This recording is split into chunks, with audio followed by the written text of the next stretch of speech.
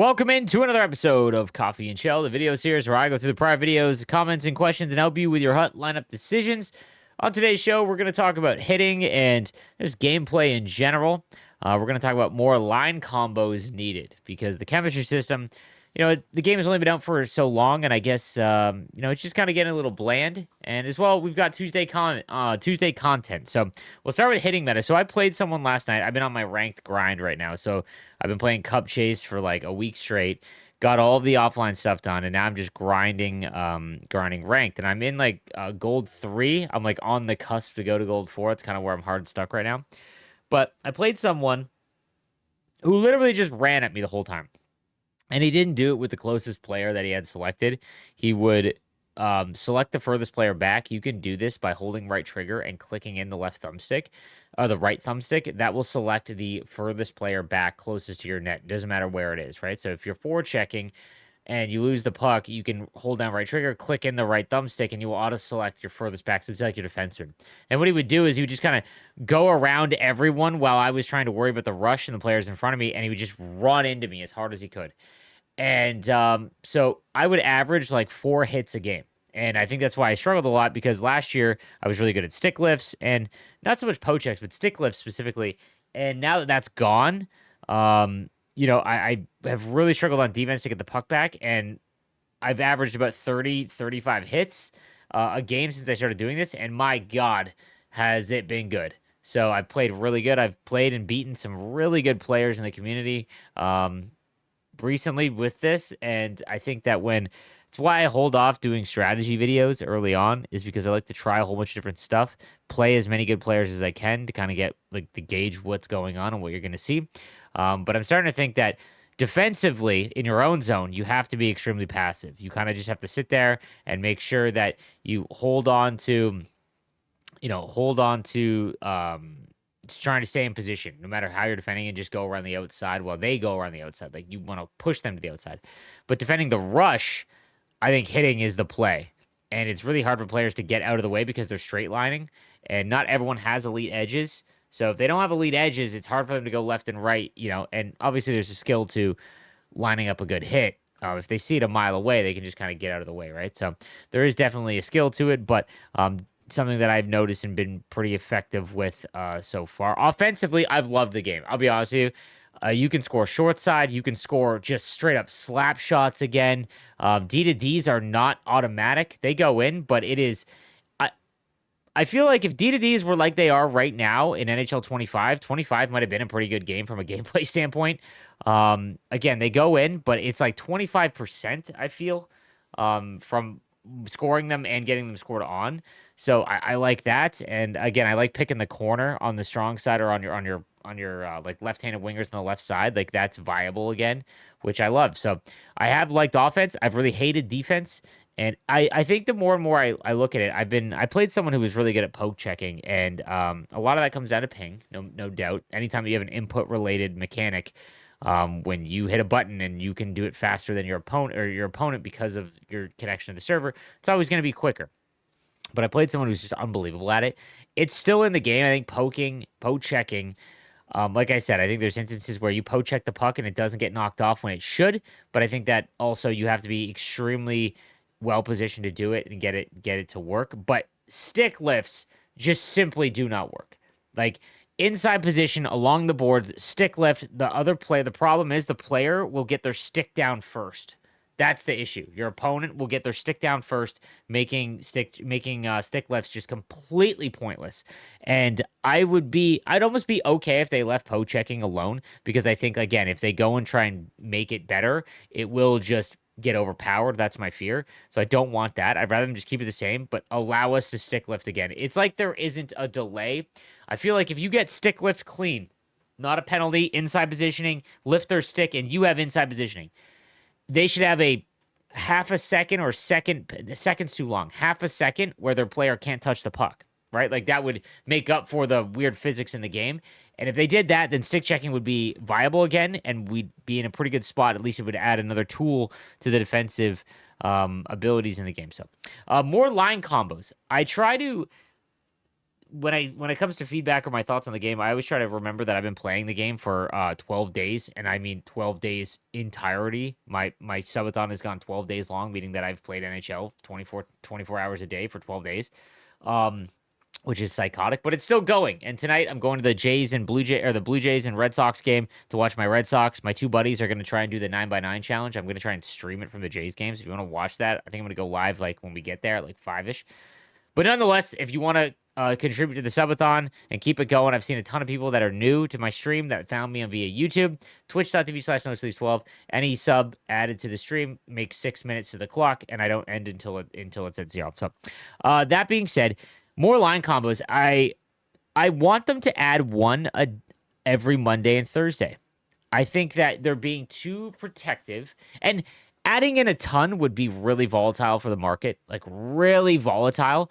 But I don't understand what would be the downfall from a player base standpoint, because like you're just adding more options, right? There's nothing. You're not. I don't know what it would be, right? Like, so Mondays there's no card content, but you update the store, it's automatic. All you got to do is throw a line combo in. You don't even need to put the banner in. I don't even need that. I don't need a banner to be added in. Just put it in the game, automatically set it for Monday and Thursdays, and give us new line combos every Monday and Thursdays. They don't need to be +2 all the time. Every once in a while, maybe save those for events. But adding +1 +3 AP or +1 overall, like things like that. The European drop last week was cool, but those cards are unattainable. They're literally over 100,000, 150,000 for them in the most case. And the AP boost is just not happening. Like, we can't even participate in it, right? So give us some more of those on a regular basis. And I think we've been in a good spot. Lastly, Tuesday content. So again, I won't be here for Tuesday content. The first 2 Tuesdays of the year, and I haven't been here because I was in DC last week. So I'll have a video when I get home, so don't worry. Like, I'll cover all the content if you missed it. And then Wednesday I will be here. But tonight we get new objectives, I believe, and something that I've been trying to focus on is, if you want to make sure you can complete the objectives, save a player from every team. Right? It sounds dumb in your collection. It'll be annoying to keep in your collection, but save a player from every team. That way, when the weekly objectives reset, the headliner things are pretty bad, but it's just more stuff. And everyone asks me, how do you get coins and how are you getting all these cards and things like that? I'm just doing all this stuff. And while a 75 overall, or 5 of them, is nothing, you can throw those into an exchange set and get a 77, right? And then it slowly builds up over time. And that's what I've been doing. So Tuesday content, we'll see. We get new cards. Hoping for a transaction carry price shark. That'd be pretty sick. But again, without the start of the NHL play, or the NHL, we did get preseason, so maybe we get maybe we start to see some upgrades via the preseason. Very curious to see how they handle that. But yeah, we'll find out later on today at 5 p.m. So that being said, let's get into today's questions and comments. Grizz says, I'm not sure if you brought it up before, but personally, I think this game is already stale, and the cause of it is the line combos. Everyone runs the same 3 to 4 line combos. I think a good way for EA to handle this is to add weekly combos. One week can be AP, another overall, another salary cap. It'll create more variety on teams for the player base and make more cards viable to use. I get the majority of the player base is going to use whatever meta is, plus it's early into the game's cycle, but it would also be nice to see line combos consistently being added to mix the meta up, or at the very least, provide different multiple metas. Edit, wrote this while watching a video and realized you addressed it at the end. But yes, I agree. Like, there needs to be more, and I don't understand the downfall of putting more into the game. Like, if they don't want to put more packs in or more rewards in, and they're being careful with how much is released into the wild for the player base in terms of the economy. Sure, understand it, okay? You don't want to release tons of high-powered cards because you don't know how that's going to work. Sure, understand that. There is no downfall to allowing us to have more line combinations. This was the issue when you released that, hey, we're bringing line chemistries back into the game, but we're going to dictate what those are. Everyone thought, oh my God, we can make theme teams. That's sick. Nope, can't do that. You can make the EA-dictated theme teams. And it has been good. It has been far better from a team building standpoint than years past. I'm at the cap, and I have to think about it. And I love that. Instead of just the monotonous, who's the highest overall? Into the lineup, right? You've got to really think. My 4th line is specifically geared to getting +8 ability points because I have so many other high-powered cards that need their abilities activated, right? Whereas in last year, it'd just be whoever's the highest overall. And so I do think that that's a good thing. But yeah, 100%, they need to put more line combos in the game. It's actually like if they don't start doing it more regular this week, I'm really not sure. I would love the answer, but I doubt I get it. Next up, it says theme team +1 line overall combo should be a permanent combination. Anytime you have 8 plus, 10 plus, or 12 plus players from the same team, they give you +1 overall, would make the game so much more enjoyable for all players. This is what I thought we were getting. Um, this is how MLB works when you get a captain bonus. 100% this is how it should be. At the very minimum, there should be a +1 overall boost for every single team at every season that stays there. Okay? Because if you're not going to do it for the full team, sure. But at least allow us to get one for the team that we enjoy, right? Instead of, the nationality thing helps quite a bit because you can still do it technically, but it's very specific, right? Very specific.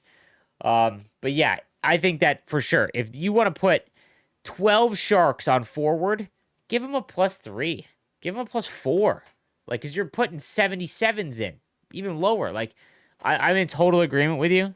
I think that should be the case, and yeah, I doubt it will ever get there because their format I don't think is going to change. They're going to dictate the line combos, but it's like we're almost there, I wish they would change the teams up in Cup Chase. I play the same teams over and over again, and every time I finish a Cup Chase, it's funny because again, I'm not an offline player, and I've actually enjoyed Cup Chase more than I've enjoyed offline ever potentially since like playing franchise mode.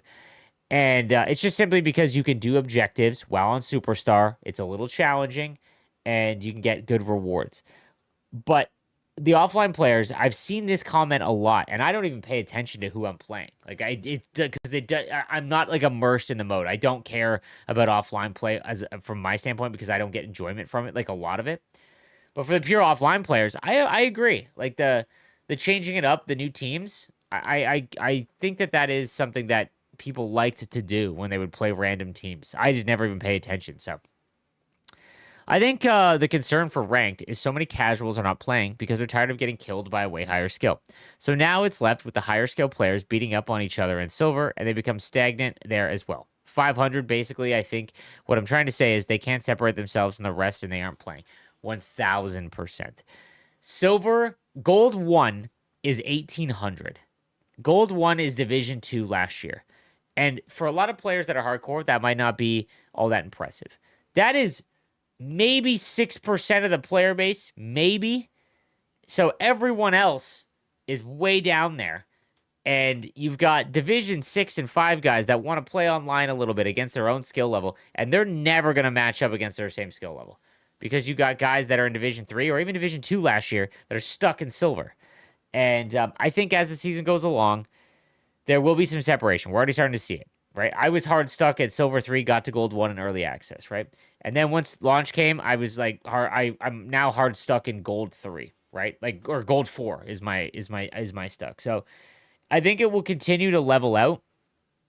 But I said this last year. The XP path was so bad last year, and they did not adjust it in Season 1, and it pushed a lot of the casual player base away.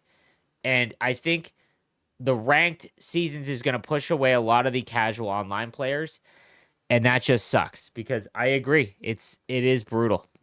It is a mess. My fix, someone has asked what would I do for ranked?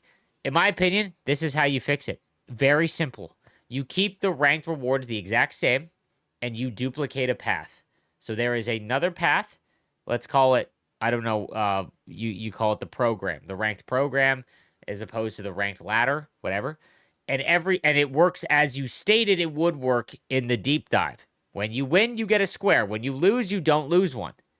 So the worse the player, you would still be getting rewards as you work up because you'd be matching up with worse players, but you'd hit your 500, your 500 rating where you're stuck, and every win you would get a square. And slowly but surely, for the best players, they'd be able to fly through that, right? But for the harder players that aren't as good, they would slowly get those rewards.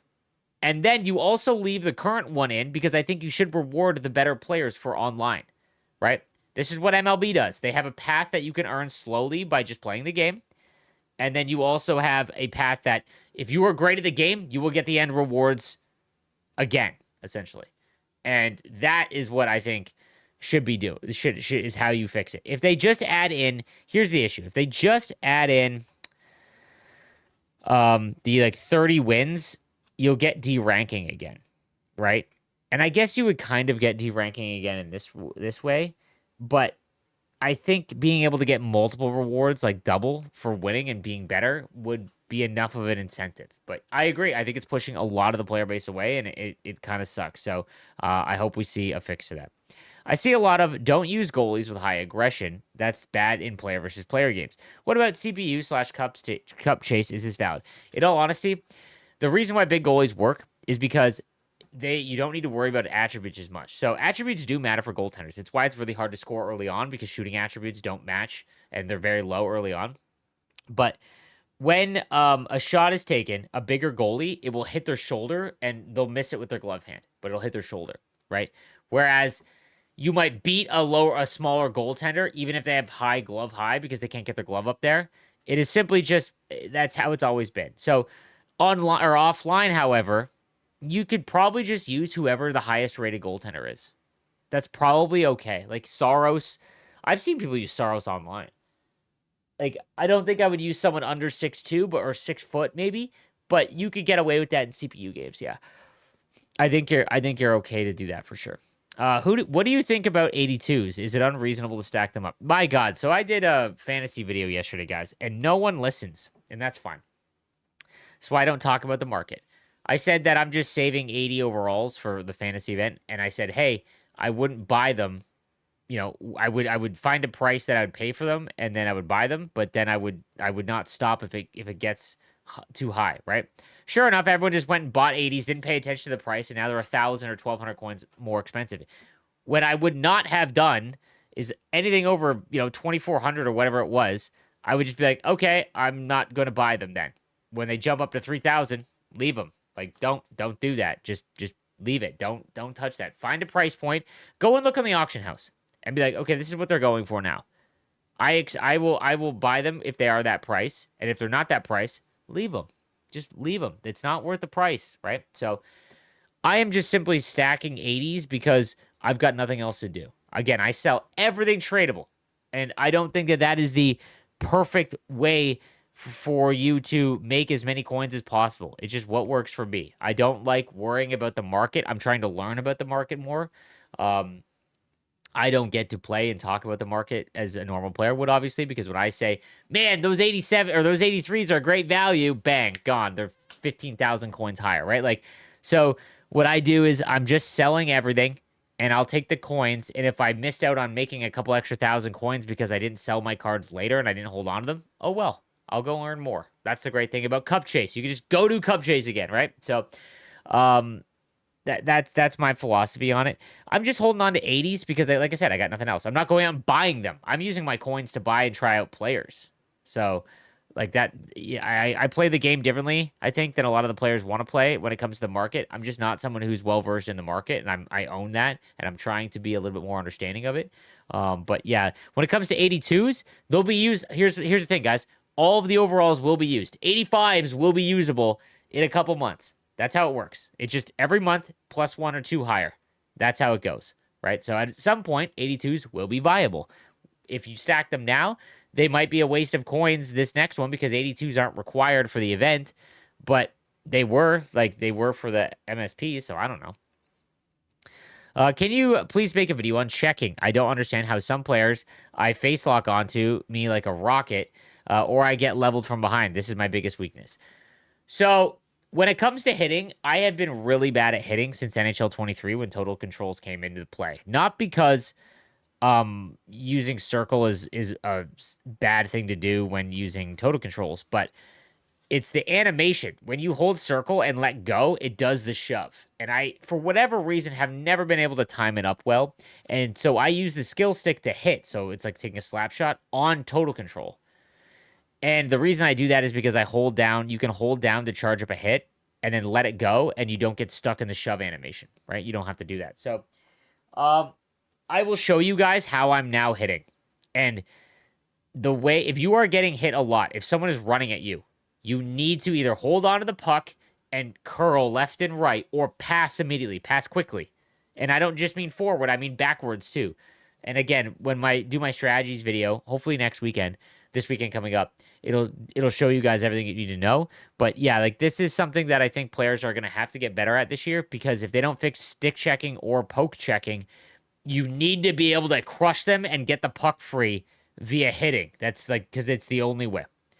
That's going to do it for today's content. Again, Tuesday, we will have at 5 p.m. new content. I'll have a video up maybe like midnight, or I might just do it tomorrow morning after coffee and Chel. But then Wednesday, we've got normal content. And if you want to come check out the stream, twitch.tv/nosleeves12. If you want to support me, best way to do it is by subscribing on Twitch. So thank you guys again for everyone that has done that already. And I'll see you guys tomorrow. Have a good one.